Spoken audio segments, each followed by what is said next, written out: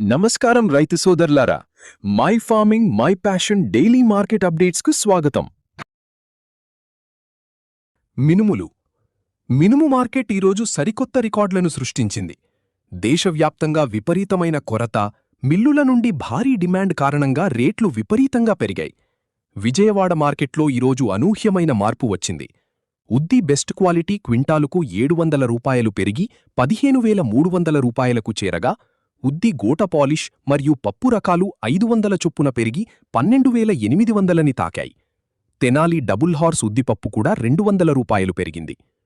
ఆంధ్ర, తెలంగాణలోని కృష్ణా జిల్లా, నంద్యాల, కడప, ప్రొద్దుటూరు లోకల్ మార్కెట్లలో పాలిష్ మరియు సాదా రకాలపై 300 చొప్పున ఒకే రోజు ఏకపక్ష లాభం నమోదైంది. చెన్నై, ఢిల్లీ, కోల్కతా మెట్రోలలో కూడా 100 నుండి 150 రూపాయల వరకు పెరిగాయి. విరుదునగర్లో ఏపీటీఎస్ ఉద్ది ఏకంగా 300 రూపాయలు పెరిగి 10,200 రూపాయలకు చేరింది. అహ్మద్ నగర్లో ఉద్దిపై 500 రూపాయల భారీ లాభం కనిపించింది.